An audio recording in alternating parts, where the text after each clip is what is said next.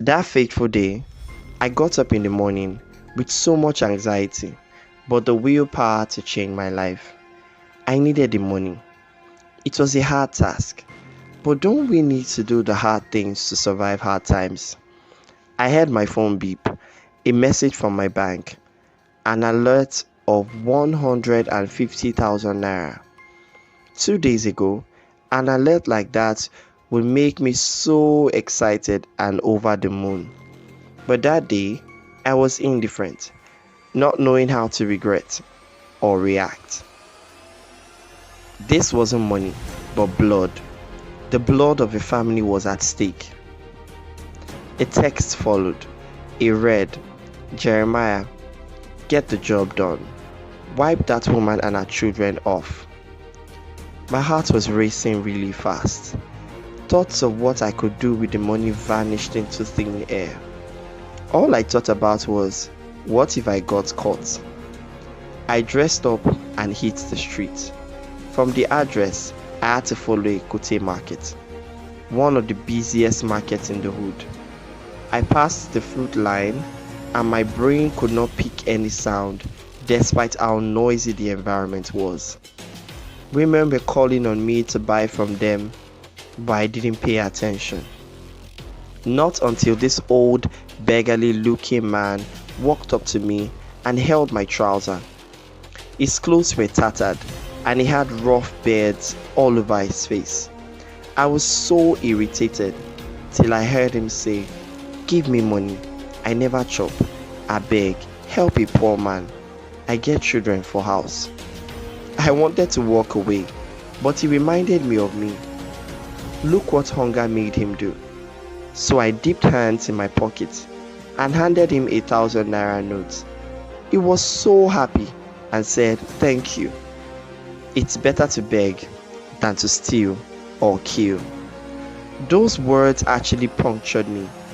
I thought about it for so long, and even in the Danfo, a local bus in Lagos I entered, I was lost in thought that the driver had to tap me to get down when he arrived my bus stop, as I didn't hear him. Deborah looked at Jerry as he narrated the story. He got up to get her a glass of water as they had been sitting there for 4 hours already, as he narrated. "Thank you for the water, but I need to know, did you kill the family?" Deborah asked. She looked so afraid. She couldn't believe she was seated in front of Jerry.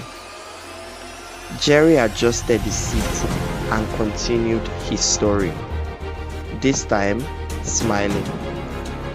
I arrived at the address I was given. The compound had no gates, so I could see the bungalow with the number pasted by the side. I was so afraid. I was on an assignment to kill someone. How did I move from a young, hungry boy to a man who is on an assassin mission? I was focused on the assignment. Get to the doorstep, pour the substance, and vanish. Thankfully, there was no one outside the compound, except a cat that passed. I reached for my pocket to be sure I still had the substance. Then I perceived something that smelled like food burning. I moved to the backyard to be sure I was smelling right. There, I met a pot of rice on a firewood that had begun to burn. I looked around and no one was there to salvage the situation. So I brought down the pot from the fire. This woman, dressed in a red dress, stepped out. She was frightened at the sight of me, more like she felt threatened by my presence. "What are you doing here? Why are you holding my pot?" she asked, all in one breath. I explained to her how I perceived the smell of burnt food and thought to come to the rescue. She walked closer to me, took a good look, and appreciated me for this. "Thank you for doing this.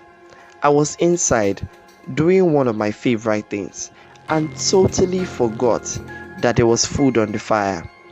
You know, there are meals you eat and you don't care about natural food anymore, she explained, smiling. She opened the food and gave the jollof rice a good stir. It looked so good that I was salivating. I think she saw me. What's your name? And why are you staring at my food that way, like you haven't eaten in weeks? She asked, smiling. I was actually hungry and the food was absolutely appetizing. The moment she offered the food to me, I accepted without thinking of it. Hunger will not kill. Soon, we were on our dining table. She served me food and served herself. I saw pictures of herself and her children on the wall. The home looked really homely, with lots of flowers around. I ate my food in a hurry, asked for more as I was famished, and ate some more. I snapped back to reality when she asked me, Jerry, why are you here? How did you know this place? And then it dawned on me that I was supposed to be on an assignment to her family. I was praying this morning when God showed me that some stranger was coming to my house to kill me and my children. And while I was going to be afraid, he asked me to relax, that he was going to kill the stranger instead. Are you the one sent, or do I wait for another? My hands started to shake and my feet wobbling. My eyes were wide opened, but I wasn't seeing things in my environment. Where did I come to? What's going on? Who's this strange woman? I started stuttering. I came here on a mission to... She saw I was struggling and stepped in with a smile on her face. You came here to kill me and my children. I know who sent you. It's Professor Esther. I was praying and God told me this would happen. Then she went ahead to narrate how she had been married to Prof's ex-husband before he decided to divorce her on the grounds that she was into fetish work and won't allow her to have children on earth, as she already had children in the spirit world. The house became scary and unbearable, as she many times had to make sacrifices in her room to appease the deities that she worshipped. I froze when I heard of deities. Did I just sleep with a spirit being? As in, slept with a woman who had children in the underworld? Then she continued. Esther tried to kill me several times. She would show up in my dreams and kill my children. I had 5 miscarriages in 1 year of my marriage. Every time I took aim, she shows up and kills them. She's a matron to one of the deadliest cults in this school. She funds them and their activities, and they have become her puppets. She does to them as she wills. Remember the fire incident at the staff quarters?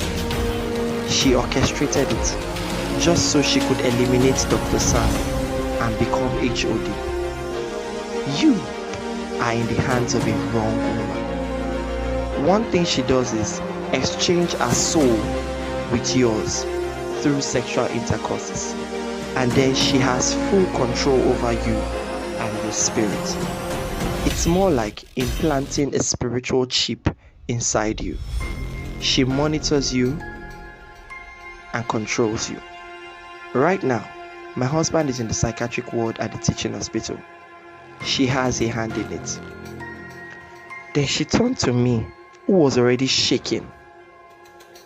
I hope you haven't had sex with her.